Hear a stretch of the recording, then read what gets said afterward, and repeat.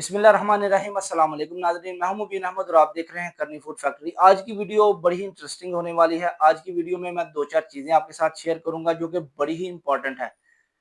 हमारे जो आम लोग हैं, तकरीबन मैं समझता हूं कि 90 से 95% लोग जो हैं वो इस चीज़ से नावाकिफ़ हैं। सबसे पहले तो टेम्परेचर के बारे में बात करेंगे। कुकिंग का टेम्परेचर या फ्रीज़र का टेम्परेचर कितना होना चाहिए।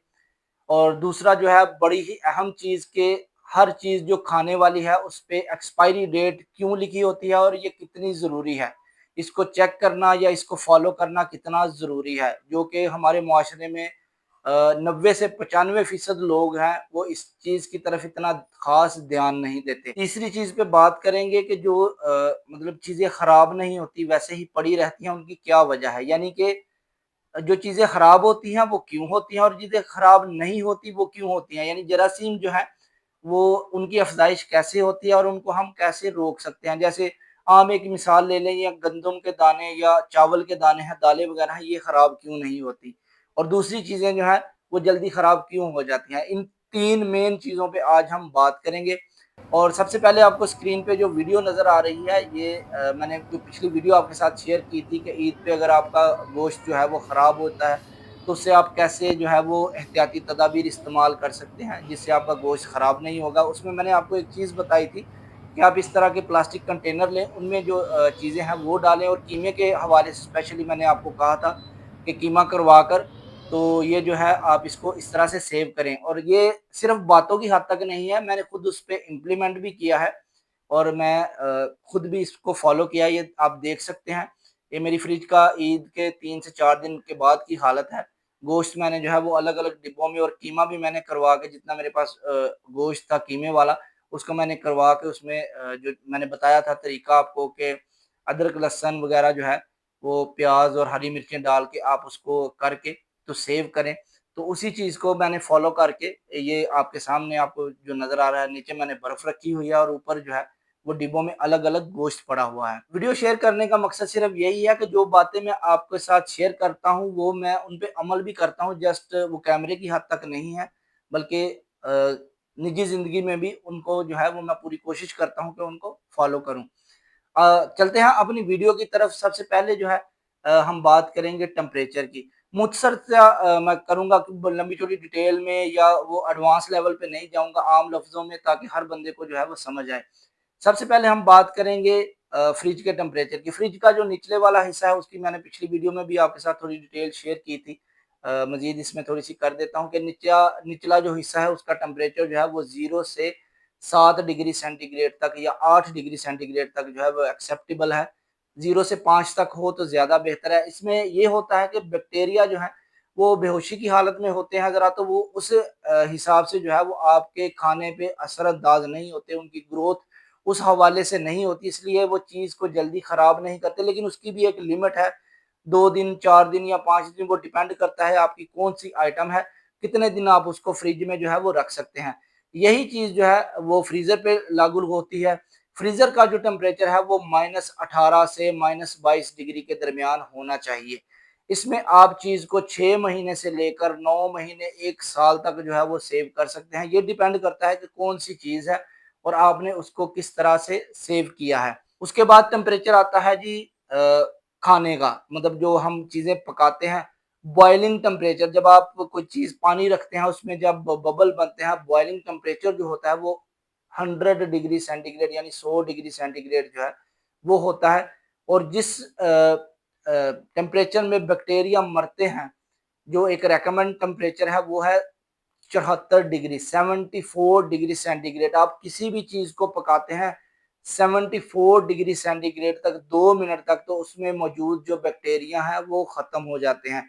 आप दूध की मिसाल ले लें, या मतलब किसी कोई छोटी-मोटी चीज़ आप बना रहे हैं, उसको आप 2 मिनट बनाएँगे 74 डिग्री सेंटीग्रेड पे, तो उसमें मौजूद जो बैक्टीरिया हैं वो ख़त्म हो जाएँगे। उसके बाद एक टेम्परेचर आता है हॉट होल्डिंग।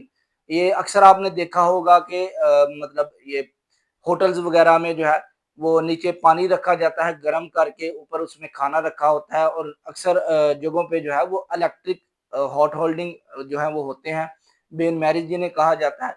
तो उनमें खाना जो है वो गर्म रहता है। उसकी ये वजह होती है कि हॉट होल्डिंग जो टेम्परेचर है वो होता है 63 डिग्री के ऊपर। 63 डिग्री सेंटीग्रेड से लेकर 63 सेंटीग्रेड से लेकर 74 तक इसे हॉट होल्डिंग टेम्परेचर कहा जाता है कि खाना पकने के बाद आपने उसमें रखना है, ताकि उसमें भी सेम कंडीशन जो है वो लागू होती है कि बैक्टीरिया जो है वो बेहोशी की हालत में चले जाते हैं, तो खाने पे असरअंदाज नहीं होते, जिससे आपका खाना जो है वो ज़्यादा देर तक महफूज रहता है। लेकिन उसकी भी एक लिमिट है। पका पकाया खाना 4 घंटे तक जो है वो काबिल इस्तेमाल है, जो कि जल्दी मतलब कि खराब नहीं होता। 4 घंटे बाद वो खराब होने की तरफ चला जाता है।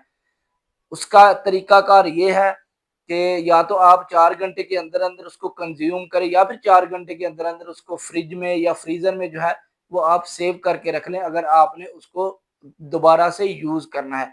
अब ये चीज़ आप देख लें कि ये चीज़ें जो है वो हमारे होटल्स वाले, रेस्टोरेंट वाले कितना फ़ॉलो करते हैं, जिस वजह से हमारा खाना जो है वो ख़राब होता है।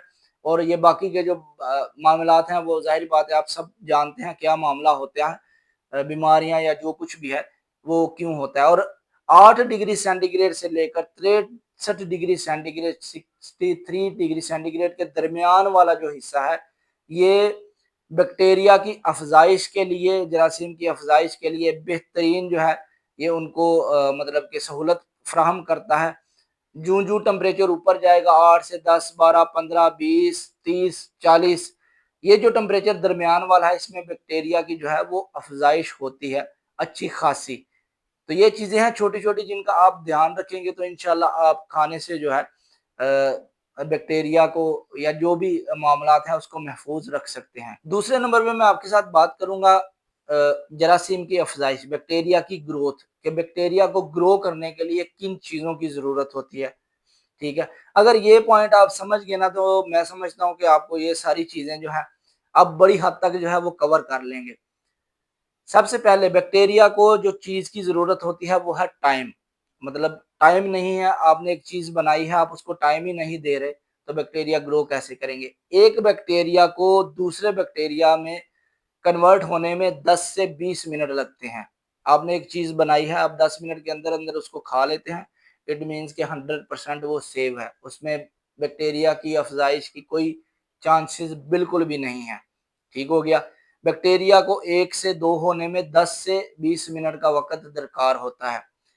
दूसरी चीज़, बैक्टीरिया को ग्रो करने के लिए मॉइस्चर की ज़रूरत होती है, नमी की ज़रूरत होती है। अगर जहाँ पे नमी नहीं होगी वहाँ पे बैक्टीरिया ग्रो नहीं करेंगे।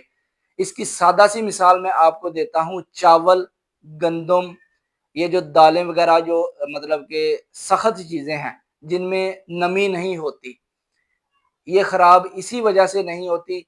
5 चीज़ें हैं टोटल जिनको मिलाकर बैक्टीरिया जो है वो ग्रो करते हैं। जो जरासीम है उनकी अफ़ज़ाइश होती है। इन पाँचों में से अगर आप एक चीज़ को भी निकाल देंगे तो बैक्टीरिया की अफ़ज़ाइश जो है वो रुक जाएगी। ठीक है? तो इसमें से आप नमी को निकाल दें, बाकी 3 चीज़ें मैं आपके साथ शेयर करता हूँ, फिर आपको मिसाल दूँगा, आपको समझ आ जाएगी। तीसरी चीज़ जो है, वो बैक्टीरिया को ज़रूरत होती है फूड पार्टिकल की, मतलब कि कोई भी खाने की चीज़, अगर खाने की चीज़ मौजूद है, तो बैक्टीरिया जो है वो ग्रो करेंगे, अगर खाने की चीज़ मौजूद नहीं है, तो बैक्टीरिया जो है वो ग्रो कहाँ करेंगे। चौथी चीज़ जो है वो है ऑक्सीजन। ऑक्सीजन अगर मिलेगी तो बैक्टीरिया ग्रो करेंगे, अगर ऑक्सीजन नहीं होगी तो बैक्टीरिया ग्रो नहीं करेंगे। पांचवी चीज है जी टेम्परेचर। प्रॉपर टेम्परेचर अगर बैक्टीरिया को मिलेगा, जैसा मैंने आपको बताया 8 डिग्री सेंटीग्रेड से लेकर 63 डिग्री सेंटीग्रेड, 63 डिग्री सेंटीग्रेड तक, अगर ये टेम्परेचर बैक्टीरिया को मिलेगा तो बैक्टीरिया ग्रो करेंगे, वरना बैक्टीरिया की जो ग्रोथ है, अफजाइश है, वो रुक जाएगी। पांचों चीजों की आपको समझ आ गई। अब मैं दोबारा से आता हूँ चावल और गंदम।